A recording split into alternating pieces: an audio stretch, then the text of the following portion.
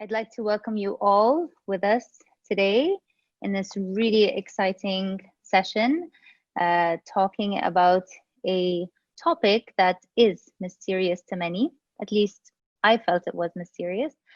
So, of course, She is Arab is extremely proud to be hosting Nadine Musa today. Nadine is one of our registered speakers, and she has been with us since the early days of She is Arab, since the start. So we thank her, of course, for her support.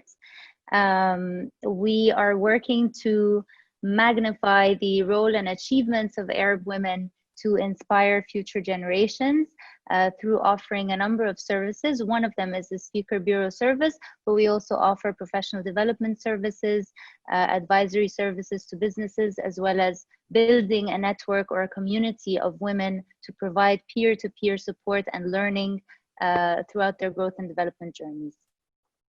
So today's topic is about writing. She can write a book and so can you. So Nadine has done it and we believe you can too. I'm going to start with just a quick intro about the process of book writing.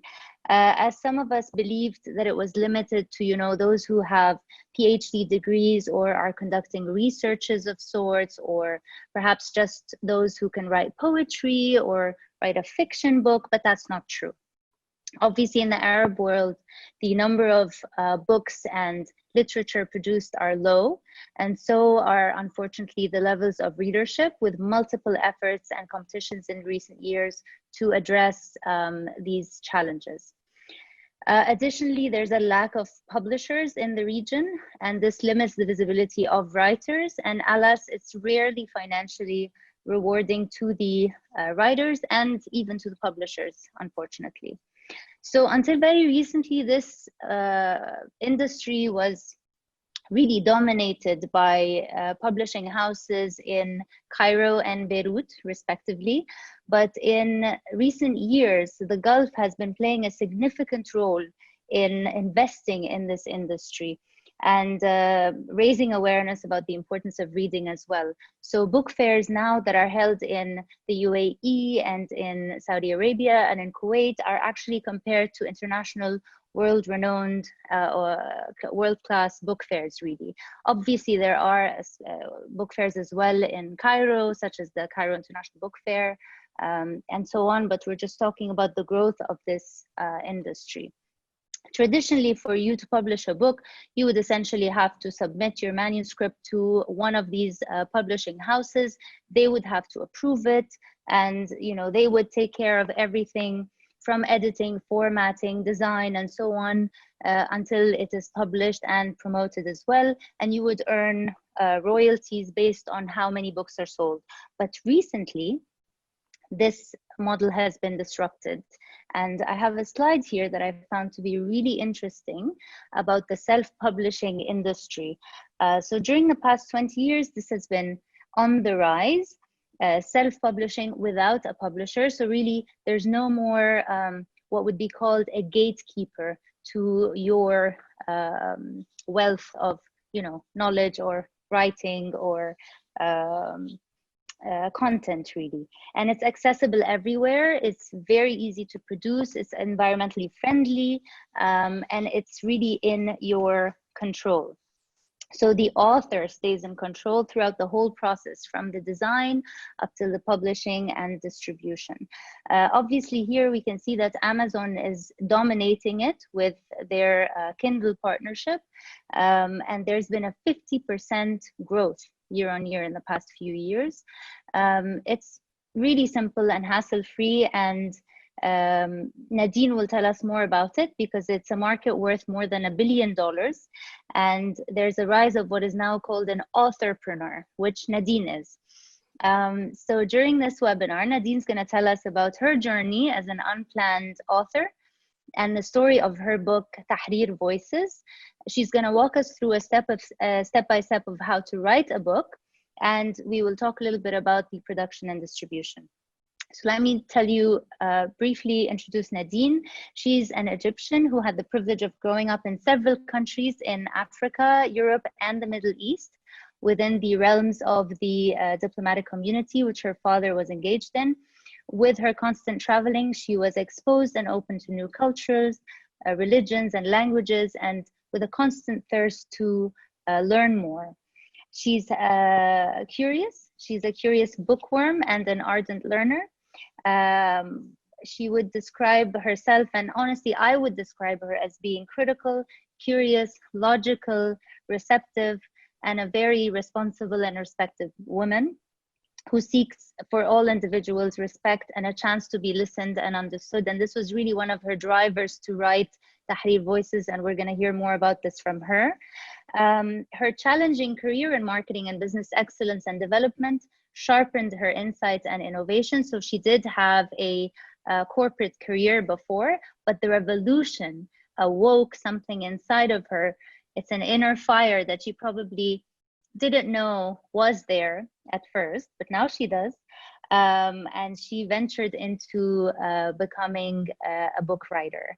And she has been dedicating her time lately to mentoring individuals in startups, to coaching, public speaking, and promoting her book and writing. She's been invited as well to speak about her book at the UCLA and at the American University in Cairo. So we hope you find today's discussion interesting. Nadine joins us today from Cairo, from Giza, where she lives with her husband and 2 sons. Nadine, welcome, and thank you for being with us today. I'd like to ask you to start maybe to tell us about yourself and the inspiration to write and self-publish this amazing book, Tahrir Voices, which I've had the pleasure of reading, and tell us a little bit more about that. Thank you, Samar. Thank you for this amazing opportunity. I really am very grateful. Thank you all for taking your time to be with me this hour. It's a real honor. I would like to tell you a little bit more about myself. I started, my love of reading was probably inspired by my late grandmother. I used to visit public libraries with her, and she always used to take me to the kids' corner. And I used to go into these, you know, the library, with those big books. And I was so small, I was like, wow, I was really, really inspired by the books. And she used to borrow around 2 or 3 books every week and read them. She used to read in English and in French. So my love of reading obviously was from my grandmother, and obviously she also transferred that to my mother in turn. So it was like, you know, it's going through. Since I was 12 years old, I dreamt of being an author. So it's a childhood dream. I never really pursued it. I was always writing poetry until Tahrir Voices.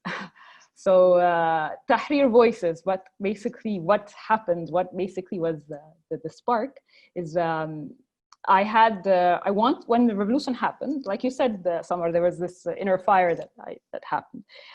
Every part of my body, every single part of myself wanted to participate in the protest. And it was very clear that I wanted to contribute, and that was the way I saw fit. My husband saw otherwise. So we had a lot of fights at the time. And somehow when one door closes, another one opens. So my maternal instincts, overrode my desire to join. And I settled in, and I understood that, it's not really very safe for me to join. However, I wanted to contribute, and I saw this is history, this is happening in Egypt, and it was amazing how it was like a roller coaster of emotions, from the happiness to the fear, to the laughter, to the sadness. It was really amazing how it was like it's about theater. It was a real theater in front of you with all of the ups and the downs. And I was really in awe of that. And I felt that something needed to happen. In my O-levels, I studied history, European history and literature. So my love of writing also starts from way back then. I was talking to one of my friends, Randa, who inspired me with this idea. She was one of the protesters. And I was talking to her and I was telling how inspired I am with what she was doing. And I said, but I want to do something. I'm thinking, what about I write your story? And she said, that's a lovely idea. Why don't you? We'll do that. And then slowly the idea evolved and became, it's not just the protesters, it's also the ones who were against, and hence Tahrir Voices. I find this very interesting that the idea of the book itself was actually instigated just by, merely your friend, who was just joining, and you were so, curious about what was happening. And in that book, you actually documented 18 stories of ordinary, you would call them ordinary Egyptians, but obviously during 18 extraordinary days where so much was going on in Egypt. It was an emotional roller coaster for everybody, and it was obviously history in the making. And a small disclaimer here that obviously the book is not in any way a reflection of the entire Egyptian population. You have selected a number of characters to present to your reader. So if you can please walk us through the outline and the book sections, how you actually put. Okay. So well, I'll walk you through the outline of how we went ahead. I met 39 different people over a course of 3 years. In that time, I wanted to have different diverse points of view. So I had a profile of people I wanted, and I was always asking people, do you know this lawyer? Do you know this? I need a surgeon. You know, I was always asking the kind of profiles I wanted. And out of the 39, I had to select 18. But being a marketeer, I really wanted to play on the 18 days. So I said, okay, 18 ordinary Egyptians and 18 extraordinary days. That was really quite an exciting time for me, because knowing out of the people that I basically, out of the 39 people, I only knew around 4 of them. So it was really all a matter of, you know, when you have something, when you desire something and you put it out there and you ask, the universe really helps you to actually go ahead and do that. I have selected the book in terms of the outline. If you can have a look at the cover. One of the reasons I wanted to go ahead with, so this is basically the book cover. The book cover, at the time when I was doing my research, we had a lot of other books. I read around 7 or 8 books that were actually very similar in context, talking about Tahrir voices, and all of them had photos. And obviously, being a marketer, I needed to have a competitive advantage, so I decided it has to be different. So I went ahead and engaged with Yasser to illustrate the book cover. And more importantly, not just to be different, I also wanted to make sure that the book is presenting an objective point of view. So if you know, as a photograph, usually a photograph is always directed. And for you to see the full picture of a photograph, it needs to be 360 degrees. So it will be a bit challenging to do that on a book. So I decided to go ahead and do illustration. And the other reason why I also wanted to do the illustrations, I wanted to really present Egyptian art. And, you know, because I really am a true admirer of Egyptian talent and Egyptian art. And as a marketeer, I can see that we're not really marketing that enough. And this is one way of my contribution to that. One of the, as you mentioned, the listing is very important. So the beginning of the book, I quoted the Dalai Lama, and he says, when you talk, you are only repeating what you already know. But when you listen, you may learn something new. So I listened to 39 different people. That took me around 68 hours of recording. I listened and re-listened, and my whole household heard the voices. So my sons were very young at that time. They were around 5 and 3. They would just come back and tell me, "Mommy, who is this?" And I tell them, "This is Ali." And they said, "Okay." And they would go back and watch their TV or do what they're playing, and then come back. And then my other son would come and say, "Who is this?" So they kind of like, my whole house was filled with their voices. And that's exactly how I felt, because I was really living in their lives and, you know, very totally immersed in their stories. And I listened, and I hope, and this is what I'm trying to propose with the book, is that the reader would also listen. Now, when I started with those 18 chapters, you can't really just have a book with 18 chapters. That's quite boring. So you needed to try to see some commonalities. So I tried to put them all together and see what are the common chapters. So at the very beginning, what I have is the seed. So I was thinking of, why did the revolution take place? So you have around 4 chapters, 4 different perspectives of what was happening during the Mubarak era. And then I moved on to the turmoil. The turmoil is obviously when the actual revolution happened. And here you have points of view of people who are for the revolution and those who are against the revolution, and those, the silent majority, which we in Egypt call the Hizb al-Kanaba, which is basically the couch party. And this is quite, you know, it's got a lot of interesting stories there. The third part is basically the state apparatus. I called it the watchdogs, and a very important role of media, which should never be underlooked.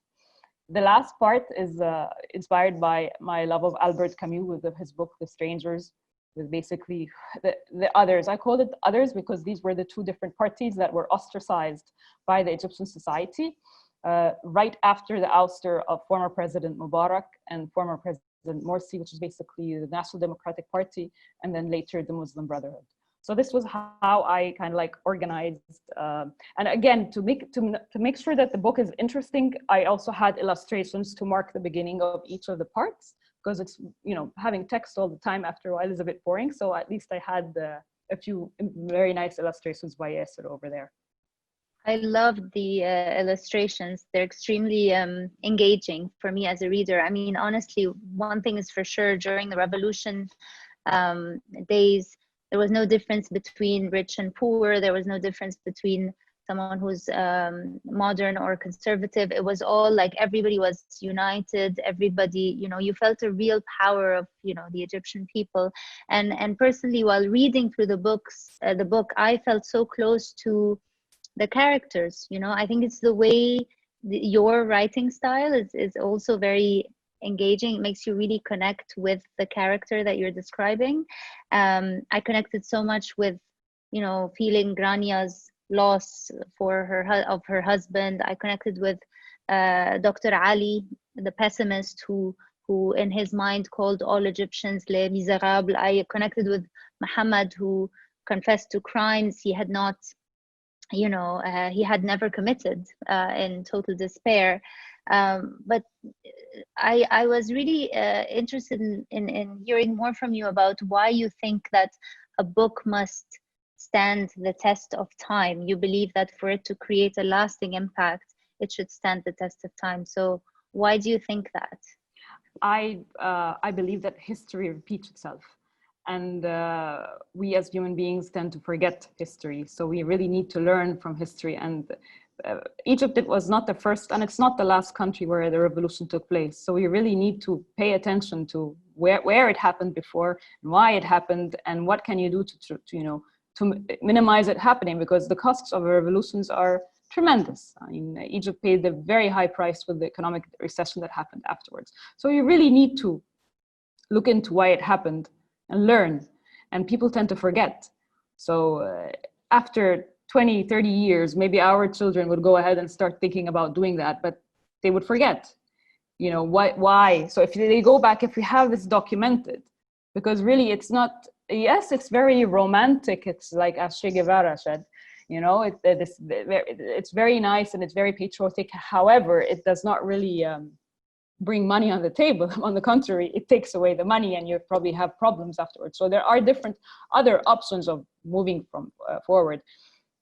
What I've also done in the book, I've used a nice technique in terms of references. So my love of reading, I have referred to many different international figures like Gandhi, Machiavelli, Che Guevara, Martin Luther King, all George Orwell. So very many literally figures that are intellectually stimulating, to try to bring a little bit more to the narrative, trying to make it a little bit richer, international. So yes, the events are about Egypt. However, with those, you know, anecdotes, I keep on breaking it. It's actually relevant to any place where it has any kind of protests, and that's happening. If you go into Google right now, you're going to find protests happening every day somewhere in the world for different contexts and different reasons, but people are doing that. So it's relevant to other countries. So yes, recently with what the movement happening in the United States, it's relevant to them. And when I was talking to the students in the UCLA, they could really see the comparison and the relevance and what can they learn and from what happened to Egypt. And it's not just Egypt, obviously, it's history from what happened to all other countries. So this is what I tried to say. So now we're in 2020, almost 10 years after, Tahrir Voices is still relevant. That is really a true test of your book. Is it really, can it, you know, stand the test of time? That for me is a success factor, because if you write a book and you put in all that effort, like for myself, it took me 7 years. And after 20 years, if it's still not relevant, then it didn't stand the test of time. And I believe any book that's good and very well researched and prepared, needs to stand the test of time. Absolutely. No, and I applaud you actually for using these anecdotal references, because to be honest, for me as a reader, it made me pause and reflect every time you included like a quote, or you included some sort of an analogy, and sometimes you just included them for like food for thought, you know, you think, yeah, true, you know, so it really brought in a lot of, you know, valuable context into what you were trying to say, or the message you were trying to transmit, because in a way you were actually writing essays of, you know, stories that are told. It's a storytelling book, right? But it also gave it this super valuable intellectual angle to it. I really enjoyed that aspect of it. May I just remind the audience at this point to please feel free to share your questions with us anytime as of now, using the Q&A tab at the bottom of your screen. And we will come to a Q&A section towards the end of our talk with Nadine. We will dedicate 15 minutes for that.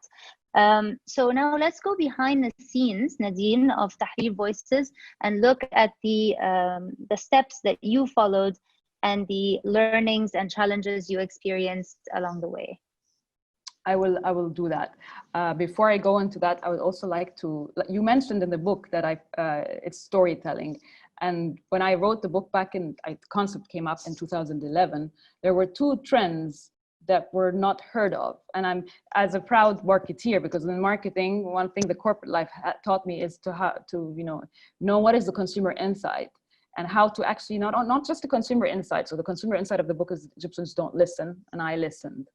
The other thing that I was able as a marketeer to do is that I was able to foretell or predict or preempt two global trends. The first one is storytelling. Storytelling in 2011 was not really something, but now it is a big thing. And the other one is diversity and inclusivity. It wasn't really talked about, but now you can see it everywhere in all of corporate and all of ministry and even countries. They're trying to have more diversity and inclusivity. And these are the things that I've been actually trying to promote. The other thing that I also noticed after the revolution, and I believe this is really the silver lining for the revolution, is that the revolution has inspired Egyptians in a way that has never been seen before. So you find, this is an extract from the afterword, where you find really in all frontiers, Egyptians are making the impossible possible, basically. They are doing amazing when it comes to art, movies, sports, literature, entrepreneurship, and startups. Really, it's amazing how this influx of creativity has been, like a Pandora's box has been opened. That is really brilliant about the revolution, and this is how I perceive it. So if I move on to behind the scenes. So we talked a little bit about the inspiration and the ideation of how I started off with the spark of, being inspired by the revolution. Once you had the concept, you need to fine tune the concept. So obviously it's not from the day one, because at the very beginning, for instance, the book title was Egyptian Awakening. And then with time, it became Tahrir Voices. When I did the fine tuning, it was very important to ask and get feedback from your friends and your family. I even got in touch with a lot of professors from my university, and that really helped me a lot in terms of fine-tuning the concept. And I also obviously refer to friends who are into writing and literature and the literary word, because it was new for me. Moving on to that, next is your tools, the field work, and the research. So my tool was this very interesting voice recorder. And there's a story behind this, which I'd like to share with you. I was staying in France for medical treatment for a couple of months, and in the last few months, my husband joined me, and he went to his friend Gilles in Nantes. And I was telling him that I would love to write, and I've always wanted to write, but I never really got the chance to write. And so he told me, why don't you get a voice recorder and you record? And I said, so yeah, that's what my doctor at the hospital is always using at the very end of the session. She voice records, and then the secretary writes out the minutes or of the session. And I said, okay, that's a good idea. I'll go ahead and buy it. So once I got back to Paris, I bought this, and I tried a few rounds with writing about my own story with overcoming my health and what have you. But I didn't feel it. It wasn't inspired. I didn't feel that it wasn't going anywhere. But I still had my voice recorder. So when the time happened and the revolution happened, I was ready. When I was inspired, I went to all my interviews. I had the voice recording and I went ahead and used it. So this is your tool. Obviously, another tool could be your camera if you're a photographer and you want to take some photos. So you need to be prepared with, whatever tools that are necessary. The fieldwork and the or your mobile phone, sorry to interrupt you, or your iPhone. Yeah, you could absolutely just record a voice note or anything. Like, we have so many gadgets now we can use nowadays. True. And I guess we should think of how to use them when it comes to absolutely. There's so many things that are now available that were not available back then. And of course, when it comes to field work, for myself, it was the interviews, the in-depth interviews that I've done with the 39 different Egyptians that I met. And research is basically all the books that I read. So for me, I mentioned that I read books about Tahrir, similar to Tahrir Voices, and about the event. Those are around 7 or 8. And I also read around 14 different books that are giving me this international dilemma and this global flavor. So I read all of those books. And when I was reading them, I always like to underline. So I always had I had printouts of all. So for instance, these are the things about Gandhi that I like. So I have all those quotes written down on a paper, and another one for Mandela, and another one for Martin Luther King. And I had those all prepared. So when I was doing the writing, so I write the chapters of, let's say, Ali, and I see, okay, which ones, I take one by one, each of those people that I read, all those interesting characters and inspirational intellectual figures, and I see which one would fit nicely with what Ali was saying, or with what Tariq was saying, or what have you. And then I make sure that it's nicely flowing. So that's a lot on the research. And then comes the writing and the rewriting and the editing. So as Barack Obama said, writing is a matter of rewriting. For him, I think it was the audacity of hope he wrote down, he rewrote it around 18 times. Honestly, I lost track how many times I rewrote it, but it's really very important. This is what really teaches you patience, which is that you keep on writing. You need to labor to make sure that the sentence is flowing nicely. You, as an author, take time for that, so that at the end, when the reader comes to read your book, he enjoys it and finds it a smooth, easy read and engaging. The editing took me another 3 years. So the writing took 3 years, the editing took 3 years. I used actually 3 different editors. 2 of them were my friends, and one of them was somebody I got to know. And for each one, they had a different reason, different story, and each one took around 1 year with the editing. In the meanwhile, of course, you cannot forget about legalities and the verification process and what have you. So for me, for each and every interviewee or every person I met, I had a proxy, a legal proxy, that they were allowing me to publish their story. I had legal agreements with my editor, with my illustrator, of course, with the publishing, when I moved on to the publishing, and the very point of verifying. So verifying, because I wanted this book to be, objective. I don't want Nadine's point of view to be there. It just has to be the point of view of whoever I was talking to, the character or the person. So I used to write the chapters and I send them back to verify, is this what you meant? Did I understand you correctly? And that took a lot of time. So it wasn't just the first interview, there were a lot of follow-up phone calls and sometimes more meetings. Going now to the next step is basically the visuals, the publishing and the distributing. So you could have, like what I showed you, illustrations, you could have photographs, you could have maps, you could have graphs, depending if you're going into what type of book. So the visuals you need to prepare and you need to be able to get them, the rights and what have you. Then the publishing. There are so many, like you mentioned, now self-publishing is definitely on the trend. What my story with publishing is basically, when I was at the very beginning, at the writing start, I was asking, should I send to the publisher before it's edited or after? So I was told better to do it before the editing because the publisher edited it. So I went ahead and sent to several publishers in Egypt and abroad. And each publisher has certain requirements. So you need to do a proposal, you send a manuscript, or you send 1 or 2 chapters, and then they would come back to you. I remember one famous publisher in the UK came back and told me, Nadine, this is a very interesting idea, but it needs a more experienced author. So I was like, okay, I respect your point of view. He did not say that. He did say that. He did say really? that. Oh, yes. wow. And I was like, okay, I respect your point of view, but this is my idea and I'm going to follow through and I'm going to see it through. So by the time I came to the very end, that took me already 6 years. I could have spent a little more time and resubmitted it to more publishers to get, to get the traditional deal. But I felt like I wanted to see it out. I've been very patient, but now I was like, I want to publish my book. I want to see this out. It was really very important for me to see it. So I decided to go ahead and self-publish. And another reason is that because I do believe that this book has so much potential and it can be turned into a movie one day, whether be it in English or in Arabic. And when you self-publish, you have your own rights. When you're using with a traditional publisher, they also get from those rights. So I felt I put all of this effort and I'd like to, yes, I invested a lot of time in it.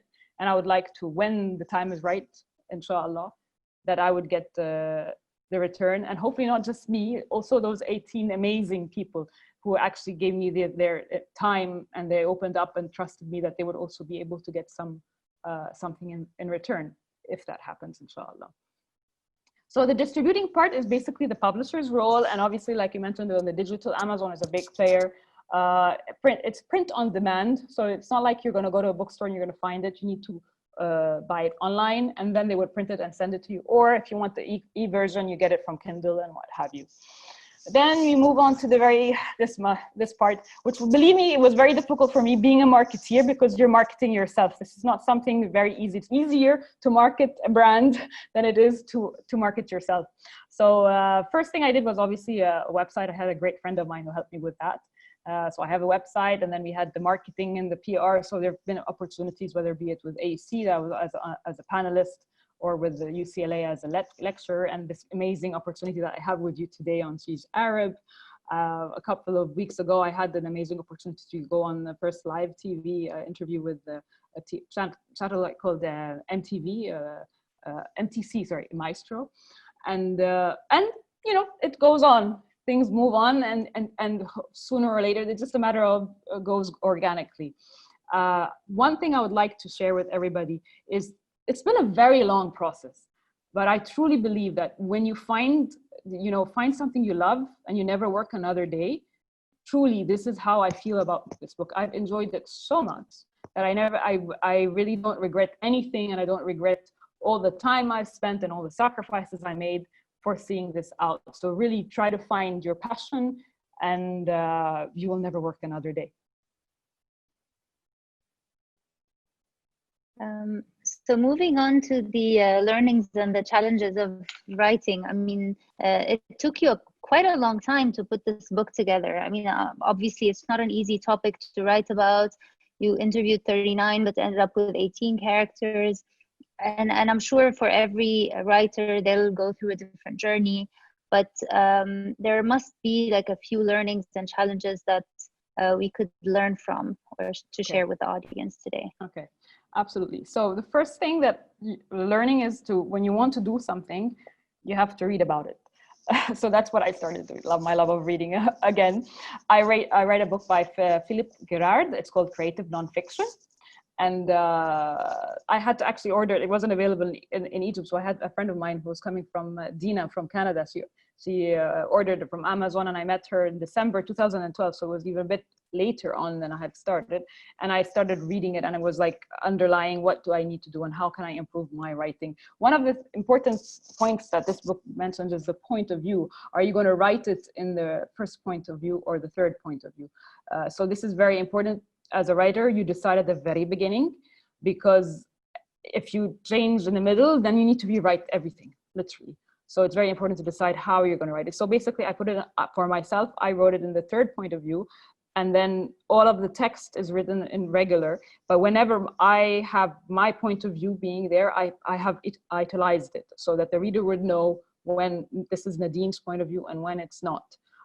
So you'd find the intro and afterward are all italicized, because this is my point of view. And whenever I'm putting in those quotes that you mentioned, I also have those in italics. And of course, like I mentioned, the tools and the techniques, you need to really understand what are the best tools and techniques. And like you said, now there are more sophisticated tools than we have right now. There are techniques actually where we actually are able to have audio actually translated into text, so you could actually win time. There's so many applications now, and there's so much to do. So you need to do your research to see what would be the most suitable for you and your book, and the techniques that you want to use. Like, are you going to be, what type of references are you going to use? Are you going to be using those, like my technique of using quotes from intellectual leaders? And very important is to have a meticulous editor. I don't worry about your language. You just get the ideas out. You know, a lot of times we worry about that, but that's the job of the editor. So just make sure that you get your concepts and the ideas, your creativity flowing, and don't worry about that part. Once you select a good meticulous editor who knows about the subject also, that's also important, then that's very good. Now, another thing is that you will need to invest a lot of time and money, and the payback doesn't come back very quickly. And some people, the payback comes back, and some people, they don't. And some people get it very quickly, and some people take a very long time. So you just need to manage your expectations. It's not a quick money thing. If you're not going into it to make money quickly, then you're not in the right business. This is something where you're actually leaving something behind. When you pass on, you're really leaving something behind. So this is really something important. And when you're investing in time, I did a lot of sacrifice over here, because for those around 6 years when I was writing, even when I was at the very end of the publishing, those 7 years, I used to love watching TV, and in the evenings we always had the family always all together in the evening watching cartoon or movies, depending on the age of the kids. And I sacrificed that. Although for those 3 years of writing, I wasn't working at the time, but somehow, I don't know why, I am an early bird. But when it came to writing, strangely enough, the only time I was able to sit down and focus and write was in the evening. So today, that definitely has changed me, because now my TV habits are not like it was. I very rarely watch TV. It's becoming an exception. So it really has changed me as Nadine. And I have 4 P's here I'd like to share as advice for anybody who wants to write. These are not the 4 marketing P's. These are more about writing. Your purpose. What's the purpose of the book? You have to choose something that you have passion, because passion is contagious. So if you want the reader to feel it, it has to be coming through your words. And of course, patience. You have to be very patient. This thing takes time. There will be days that you cannot write. It's okay. Don't be harsh on yourself. It's okay. Everything happens in good time. This book really taught me, and this is my motto: everything happens in good time. You can't make things happen when they're not meant to happen. Everything happens in good time. And of course, perseverance. So you have people who are always telling you that, are you still writing this book? But it's, you know, some people finished it in a year. Why are you still doing? Just don't let them affect you. Focus on what you want to do. Do it in your own way. And they don't really understand what you have in mind. Only you know that. And ask for feedback. Feedback is a gift. I remember asking one of my friends, Pauline from Mauritius. She told me, Nadine, I don't know Egypt. Why don't you put a map? I said, that's a very good idea. So I have 2 maps. I have a map of Egypt and I have a map of Cairo. So feedback is a gift. Keep asking for feedback. And of course, like I mentioned earlier, you need to have guidance from professors. So I had also guidance from a couple of professors that I knew. And of course, you need to investigate all the proper types of publishing that you could have, whether it be traditional audio or self-publishing, and the different types, because each publisher has a certain speciality. So you need to know which one is your target. So these are some of the learnings and challenges that I can share. These are extremely helpful, especially the parts about the investment of time and money. So really, if you're just in it thinking like, oh, I'm going to be famous and make money out of it, then it doesn't start this way. At least it's going to take some time.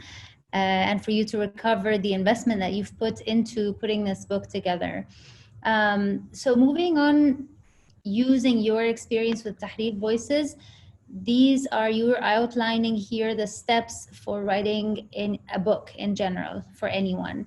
And I love that, because I think it just puts everything together in perspective.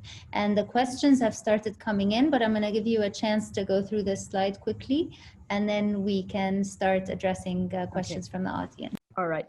So like Simon Sinek said, you have to start with why. So even in your book, you have to start with why. And this is why. This is your why. So what keeps you, what is really inside you that's bothering you? What is it that you want to contribute? What is it that would actually keep you up at night, you know? So what is your why? Find out your why. And then what kind of contribution? Remember, like I mentioned, this book is going to be, you're passing it on for generations. It's kind of like eternal. So what do you want to be remembered by? What do you want to contribute to? That's the next thing. And then of course you need to roll your sleeves, because it's going to get, you know, messy and time consuming and everything. And here comes all the work that's going behind with the writing, whether be it the field work, the research, the writing, the rewriting, and all of that.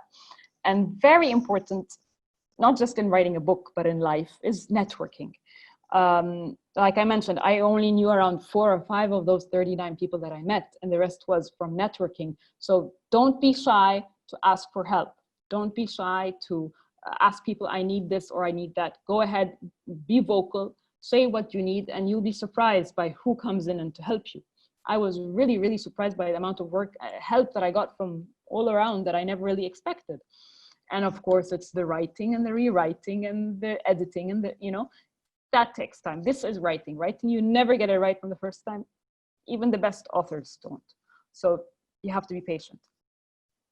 Make sure you have things straight. You have the legalities there. You covered that. If you have it to verify things, you need to verify, go ahead. And then of course, you need to do the research with the type of publishing that is suitable for you.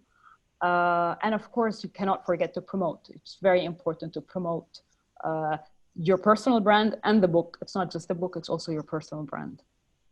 And in your case, the legal aspect was really important, because you had to like get people's permission to use their names or their stories in your book, and to actually refer to actual events and dates and incidents and so on.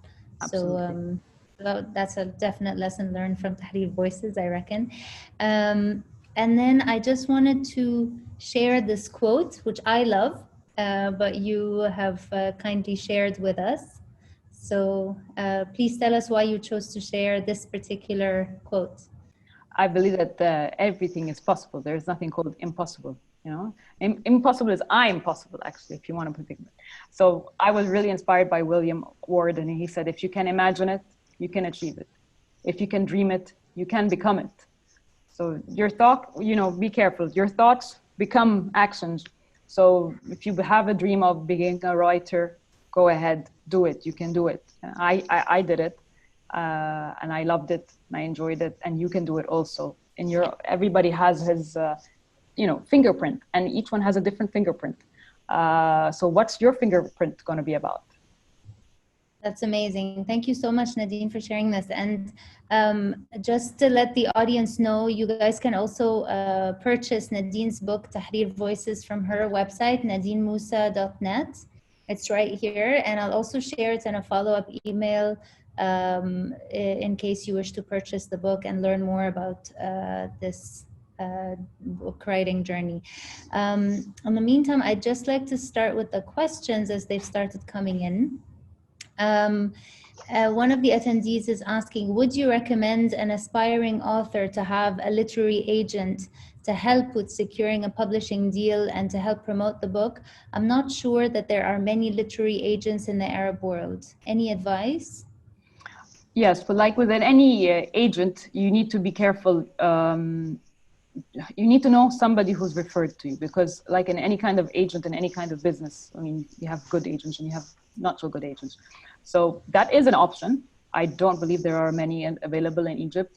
I didn't really pursue that, but it's always worth checking out, because obviously the agent will help you in getting a lot of, because it is really a whole new world that you have no idea. And even for myself, I know a little bit, really, really tiny bit of it. I'm not the expert here yet, but it is worth looking into, because you can. But again, you need to make sure that somebody you've recommended and he has done the work for somebody else. But that's important that you go. So don't go with any literary agent that comes up, but you need to go with somebody who's tried him before or tried her before, and then he would do a lot of work that will help you focus just on writing.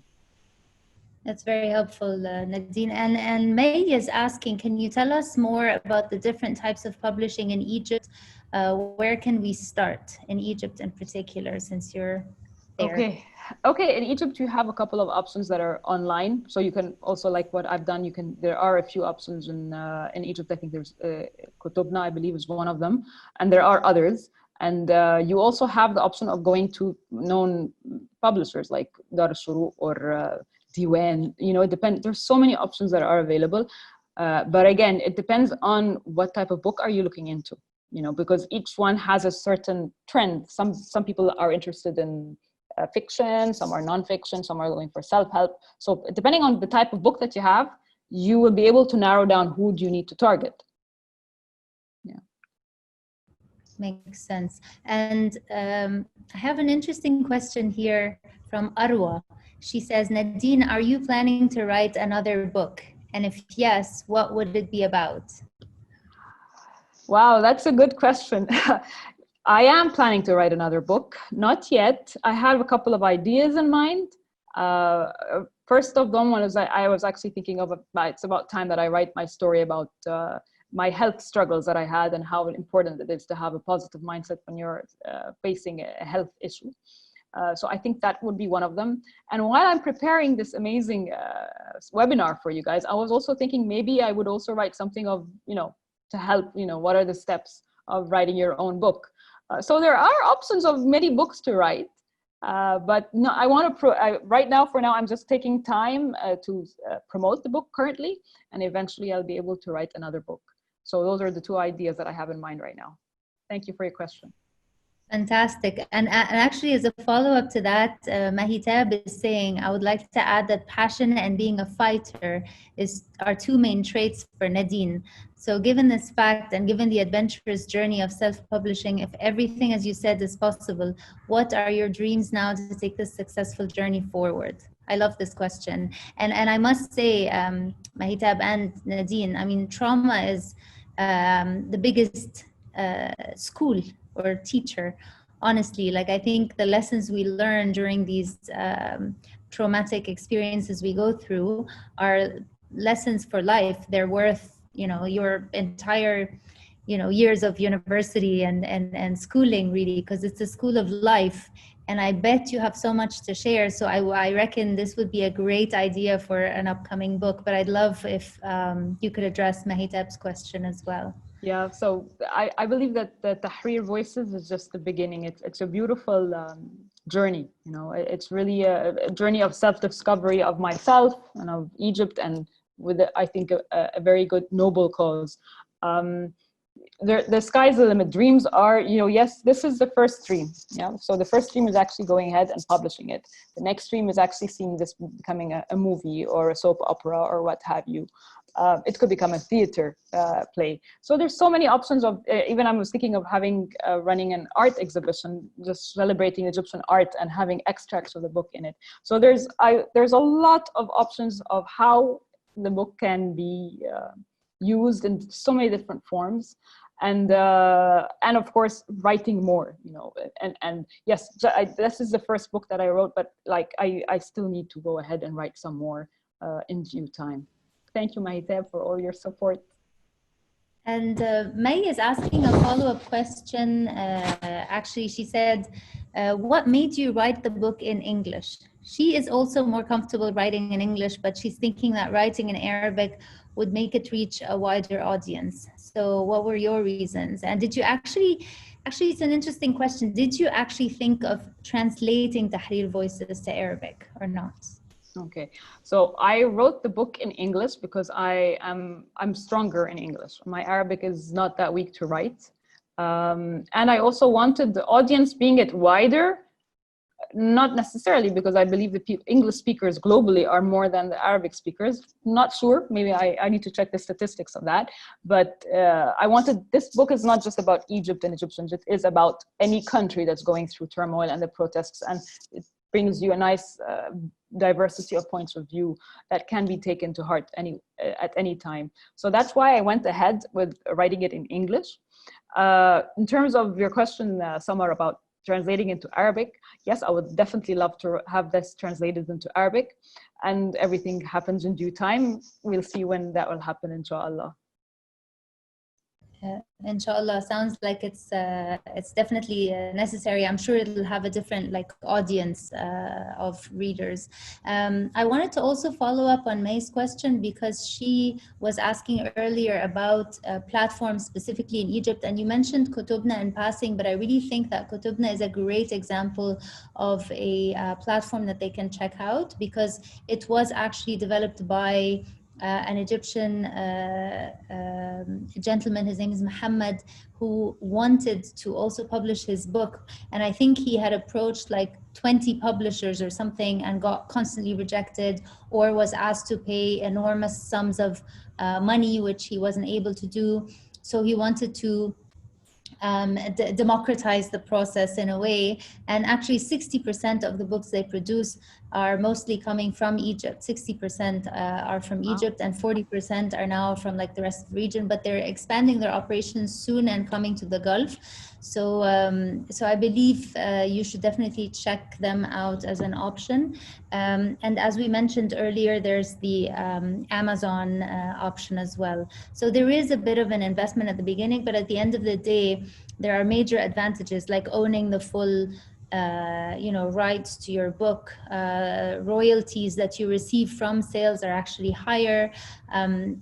Platforms like Kutubna and others also provide different models to sell your book. So for example, they provide you with options of selling your first 25 books free of charge, just free to download, and then they start adding increments, incremental amounts of like £5 or £10 or £25, and then they keep increasing the price of the book. So I think it's great that you have these different options of how you wish to position your book, the audience you're addressing, and so on. We also have a general comment from Sarah saying, thank you, it's really inspiring. Thank you, Sarah.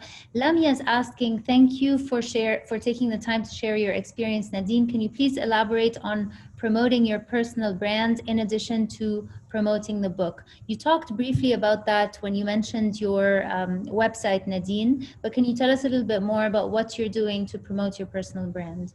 Okay, so before you promote your personal brand, you need to be very clear. What is your personal brand? What do you stand out for? So that was a process. I had a very dear friend of mine, Amr Tubki, who helped me in defining my personal brand. And that kind of, you need to make sure that you are actually living it. So when you are, for instance, for me, one of my personal brand is being authentic.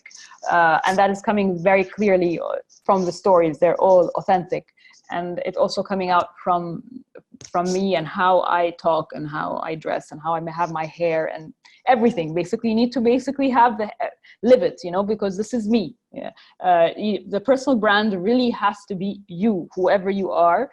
And what is it that people know about you? How you go ahead and define it is basically what do you see yourself, and what's common with how people are seeing you, and keeping, holding on to that. So obviously how you do that is basically, it's very subtle, but it's basically how you do your appearances, and also in how you write and how you speak, and you need to be consistent with that. So that's basically to keep it very simple, because we could make it quite complicated, but I like to keep things simple. No, of course. And I think it makes a lot of sense, as you clearly mentioned earlier, understanding or defining your purpose, and also understanding what your values are and being driven by those, making them come clearly and authentically in your writing is very important. And Amr, by the way, is there. I saw the name in the list of attendees. So our famous marketeer. But on that note, so besides identifying and understanding your own brand, and besides the website, perhaps, joining networks, perhaps like, we've had you, for example, join She is Arab. You have spoken at a number of universities. How did these opportunities come your way? Has it been like this aspect of networking? Have you sought external help? How did it happen?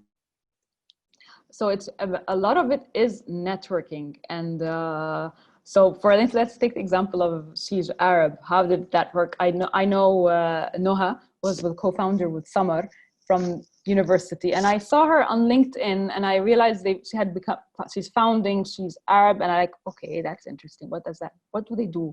Let me send her a message and find out a little bit more. So it's out of curiosity, actually, pure curiosity. So I sent her a message and, introducing myself and touching base, and can you tell me a little bit more? And then we actually met over around a year and a half ago or so, Samar and Nohan, myself, and things happened organically. It didn't really happen with regards to, for instance, with UCLA. It was one of my dear friends, Ihab Abdu, who really believes in my book and what I'm doing, and he actually helped me get in touch with somebody in UCLA. And AUC, how did it work? I was actually, I'm an ISICer, one of the international student organization, and I was, when they had issues, I was there for them. And then I got to meet somebody from the alumni office, and then from there, the alumni office, why don't you come and talk to me about your book? So just like, sometimes it's a matter of curiosity, and sometimes when you're actually going ahead and serving, doing a purpose for somebody that, you're not expecting anything in return, it actually opens and leads up to other things. So I advise that, it's always better give, always try to be giving of your time, giving of your knowledge, and somehow everything comes back more than what you actually gave. It's amazing. So really tapping into your network, joining communities or networks of interest, book clubs, if relevant. I'm sure LinkedIn played a role, Facebook played a role. Absolutely. And yes, we actually met exactly 1 year ago. It was September of last year in Cairo. So it's amazing. I know 2020 has flown by, but hopefully Absolutely. This will be over soon. And no, but honestly, thank you so much, Nadine, for joining us today, for sharing your inspirational story of Tahrir Voices. I've thoroughly enjoyed reading the book, and I highly recommend it to our attendees as well. As promised in a follow-up email, I'm going to share the website in case you wish to purchase the book as well. And should you be interested in learning more about the process of book writing, please do not hesitate to email us at info@sheisarab.com. We could potentially put together a workshop in collaboration with Nadine to help guide you or walk you through this process. We would also be more than happy to reach out to organizations of relevance and connect you with them. So with that, having said that, I'd like to thank you all for joining us today. I don't know, Nadine, if you have any final comments, but we have actually run out of time. So thank you so much. And I want you to, my advice to you is dream big. Don't be shy. Dream big. Thank you. Thank you, Nadine, so much. And thank you all for being with us today. All the best.